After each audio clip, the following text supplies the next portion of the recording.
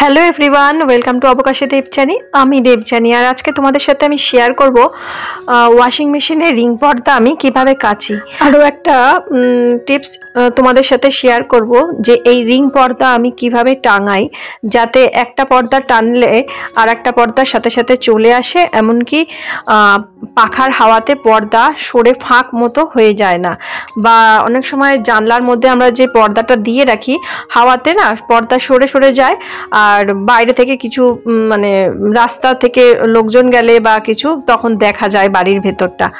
তো পর্দা তো বাড়ির একটা আবরণ, বাড়ির বাইরের ধুলো ময়লা যাতে না আসে বা বাইরে থেকে কেউ যেন উঁকি ঝুঁকি না মারতে পারে, তো সেই জন্যই পর্দাটা আমরা ইউজ করি।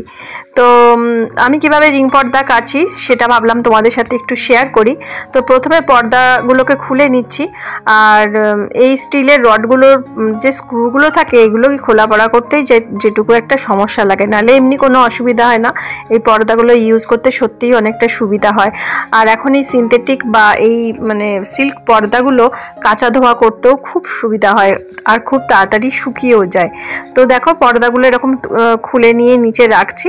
তো একসাথে অনেকগুলো পর্দা এই করা আছে। তো আর যখন আমি পর্দাটা লাগাইও প্রত্যেকটা রিং একসাথে করে, মানে একদিকে আমার 3টে পর্দা থাকে, একদিকে 4টে এরকম, বা 4টে 3টে একসাথে করে এরকম, বা 4টে 4টে করে এরকম ভাবে আমি পর্দাগুলোকে টাঙাই।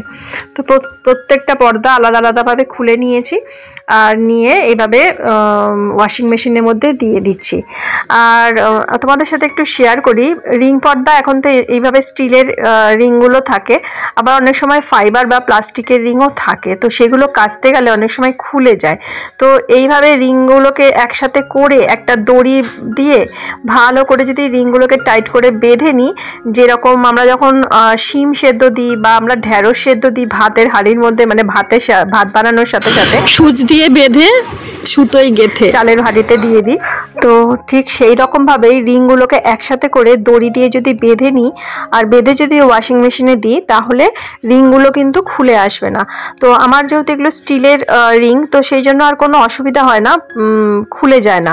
কিন্তু প্লাস্টিক বা ফাইবারের রিংগুলো অনেক সময় খুলে যায়, তাই জন্য একটু দড়ি দিয়ে ভালো করে একটু টাইট করে যদি বেঁধে নেওয়া হয়, তারপরে যদি ওয়াশিং মেশিনে দেওয়া হয়, তাহলে কিন্তু সেই রিংগুলো আর খুলবে না। তো এইভাবে আমি পর্দাগুলো সমস্ত মেশিনে দিয়ে দিলাম। আর একদম প্রথমে তো মেশিনের মধ্যে যখন রিং পর্দাগুলো দিলাম, দিয়ে আমি 16 মিনিটের মতো মানে দিয়েছিলাম, যাতে শুধু জল কাঁচা মতো একটু হয়ে পর্দাটার থেকে যে ধুলোগুলো আছে সেগুলো বেরিয়ে যায়। তো অনেক সময় কি করি, আমি পর্দাটার মধ্যে ওয়াশিং মেশিনের মধ্যে দিয়ে জল দিয়ে খানিকক্ষণ রেখে দিই 5-10 মিনিট মতো, তারপর মেশিনটা চালাই। তারপর নিজের মতো ওটা জল কাঁচা মতো হয়ে যখন ময়লা জলটা বেরিয়ে যায়, তারপরে সাবানটা দিই। সেরকমই করলাম, তোমাদের সাথে শেয়ার করলাম। আর যেটা বললাম যে কিছুটা 5-10 মিনিট অন্তত ভিজিয়ে রাখি বা 15 মিনিট ভিজিয়ে রাখি, তাহলে আরো ভালো হয়। তো যে 16 মিনিটে যখন দিলাম শুধু জল কাঁচা করলাম, তাতেই কিন্তু পর্দাটা পরিষ্কার হয়ে গেল। তো এখন একটু কমফোর্ট দিয়ে, মানে পর্দা কাঁচা হয়ে এসছে প্রায়, তো কমফোর্ট দিয়ে দিলাম। তো এর আগে তো সাবান দিয়েছি, তো এখন কমফোর্টটা দিয়ে, যাতে পর্দাগুলো থেকে খুব সুন্দর একটা সেন্ট বেরোয়, স্মেল বেরোয়। তো ওয়াশিং মেশিনে পর্দা কাচলে খুব তাড়াতাড়ি, মানে জল তো থাকেই না, ঘরেও যদি রিং মানে ওই অবস্থায় মেলে দিই, তাহলে পাখার হাওয়াতে বা এমনিতেও এখন যে টান টান মতো আবহাওয়া, তাতেও শুকিয়ে যায়। কিন্তু তবুও একটা জামলেসের একটা ব্যাপার থাকে, তো সেই জন্য আমি বাড়ির উঠোনেতে পর্যাপ্ত পরিমাণে রোদ আসে, তাই জন্য সেখানটা আমি মেলে দিই। তো দেখো একদম সুন্দরভাবে কাঁচা হয়ে গেছে। আর দেখো রিংগুলো কিন্তু খুলেও যায়নি, সব কটা রিং ঠিকঠাকই আছে। আর যেটা বললাম, পর্দাগুলোকে এখন বাইরে একটু মেলে দেবো। আর অনেক সময় যেটা হয়, বর্ষাকালে তো তখন আর বাইরে মেলা যায় না, বর্ষাকালে কি করি, যখন মেশিনে কাঁচা হয়ে যায় সেটাকে ঘরে আমরা পর্দাটা লাগাই, সেইভাবে পর্দাটাকে মানে টাঙিয়ে দিই। তো তাতেই অনেকটা শুকিয়ে যায়, অনেকটা বলতে অনেকটাই শুকিয়ে যায়। তো আমি এখন এগুলোকে বাইরে মিলে টিলে দিয়ে যাচ্ছি, আর দিয়ে স্নানে যাব। তো ততক্ষণে স্নান সেরে আস্তে আস্তেই পর্দাগুলো এখন শুকিয়ে যাবে, তারপরে আমি ঘরে টাঙিয়ে দেবো। আর যেটা বললাম, যে টিপসটা তোমাদের সাথে শেয়ার করব, আমি কিভাবে পর্দাগুলোকে মানে রিং পর্দাগুলো টাঙাই। তো সেটা ভিডিও শেষে তোমাদের সাথে শেয়ার করছি। তো দেখো এই পর্দাগুলো এখন এই যে মিলে দিচ্ছি, প্রত্যেকটা রিং কিন্তু আস্ত আছে, রিংগুলো কিন্তু খুলে যায়নি। আর যেটা প্লাস্টিক বা ফাইবারের রিং হবে সেইগুলোর মধ্যে কিন্তু অনেক সময় খুলে যায়। আর আমি ওয়াশিং মেশিনে তো অনেক রকম সেটিংস থাকে, তো আমি যেটাতে দিই এটা আলতোভাবেই কাচা হয়, খুব যে গায়ের জোরে মানে ঝপটা ঝাপটি করে কাচা হয় সেটা হয় না, মানে স্মুথলি একটা আলতো করে যেভাবে কাচা সেটাই হয়। তো এই পর্দাগুলো তো খুব একটা বেশি ময়লা হয় না। আগে যেটা হতো সুতির পর্দাগুলো ভারীও হতো, আর সুতির পর্দা একদিকে ঘরের জন্য ভালো, স্কিনের জন্য বা ঘরের জন্য ভালো, কারণ ওর মধ্যে অনেকটা কিন্তু ময়লা ধরে রাখে। আর তারপরে যখন ওটা কাচা হয় প্রচুর ভারীও হয়ে যায় আর কাচতে একটু অসুবিধা হয়। অবশ্য এখন সবার বাড়িতেই প্রায় ওয়াশিং মেশিন আছে, ওয়াশিং মেশিনে দিলেও তাড়াতাড়ি সুন্দরভাবে কাচা হয়ে যায়। তো প্রত্যেকটা রিংয়ে আস্ত আছে, কোনো কিন্তু খুলে টুলে যায়নি।